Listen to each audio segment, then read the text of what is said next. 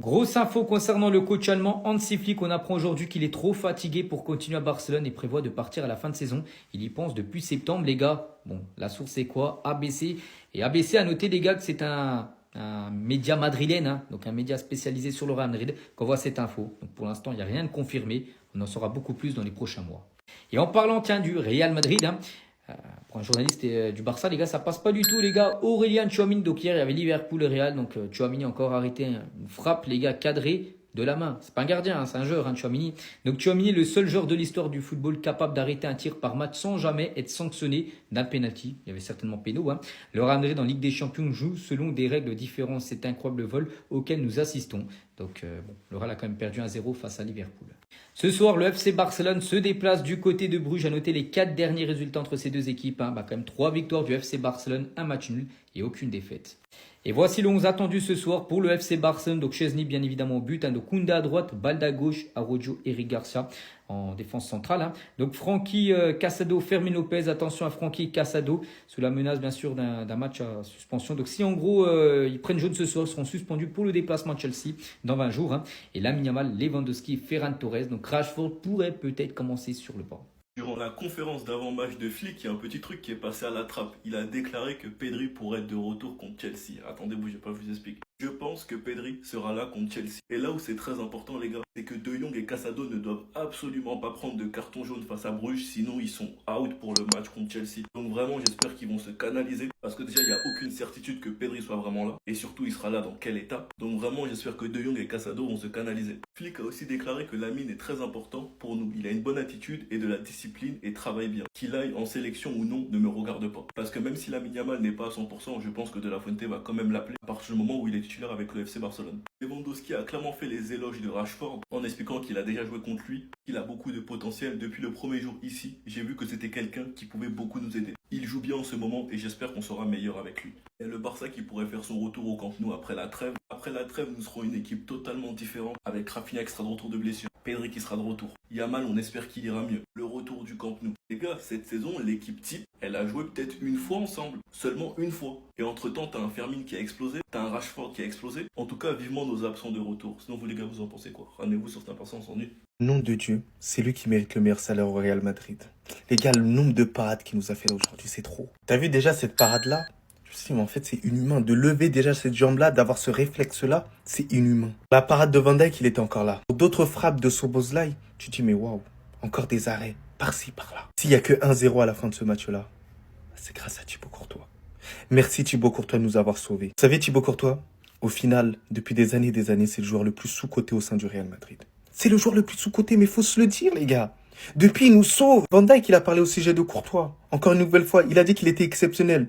Il a rappelé 2022. 2022, il a été incroyable. Il a battu d'ailleurs un record. Aujourd'hui, ils ont réussi à trouver la faille. Mais félicitations à Liverpool. Liverpool mérite à 100% sa victoire. Je crois durant tout le match, le Real Madrid, on a réussi à faire un tir cadré. Une seule situation, en tout cas dangereuse, c'est sur une frappe de Jude Bellingham et c'était en première mi-temps. La deuxième période, elle était catastrophique, mauvaise, nulle. Mais nulle. Mais on a énormément de travail à faire. Énormément de travail à faire, mais qu'est-ce qu'on est nul. Mes frères parisiens, venez par ici. Il va falloir le dire. Vous n'êtes pas la meilleure équipe du monde. Vous ne l'êtes plus. C'est le Bayern. C'est le Bayern, voilà. Voilà, il faut le dire. Non, il faut le dire. Vous avez 16 matchs, 16 victoires cette année, vous? Non. Par contre, vous avez joué contre une équipe qui avait 15 matchs, 15 victoires. Ils vous ont battu aussi. Normal. Normal. Donc, maintenant, il faut le dire. Vous n'êtes plus la meilleure équipe du monde. Même si vous êtes deuxième, il n'y a pas de problème là-dessus. Luis Diaz, mon gars, merci infiniment pour ce doublé. Ton match a été terni par ton rouge, c'est une dinguerie ce que t'as fait à Hakimi. Mais merci pour ce doublé. Merci, c'est doux. Ce que tu m'as procuré, c'est doux. C'est doux. Marquinhos, depuis le champion, mon frère. Ah, c'est dur. Ah, c'est dur. Non. Non, sur le deuxième but, non. Marquinhos, non. Je vous mens pas, j'étais plus concentré sur Liverpool-Real. Donc je vais pas analyser en détail le match, etc. J'ai regardé des petits morceaux par-ci par-là, j'avais quelques regards. Mais mon regard a été surtout sur Liverpool-Real. Mais ce que je peux vous dire, c'est que vous n'êtes plus la meilleure équipe du monde. Vous ne l'êtes pas. Le Bayern Munich, cette saison, est inarrêtable. Et vous, vous n'êtes pas inarrêtable. Parce que vous avez été arrêté par le Bayern. Donc maintenant, redescendez. Redescente. Non, c'est tout. Voilà, comme dirait SDM et Chacola, faut que tu redescendes. Donc vous allez redescendre d'un étage et admettre que le Bayern de Munich, cette année, c'est injouable. Vous êtes fait battre. C'est comment, maintenant? Vous étiez bien, vous la raclez, oui, vous nous avez battus. Si vous voulez que je vous dise que vous êtes meilleur que nous, oui, vous êtes meilleur que nous. Un Bavarois, il vient, vous pouvez rien dire. Un Bavarois, il vient, vous pouvez rien dire. Le gars, il a récidivé. Il a recommencé, les gars. En fait, il a recommencé à mélanger les gens. Là, ce soir, il a mélangé le milieu de terrain du Paris Saint-Germain. Il sort pour un changement tactique.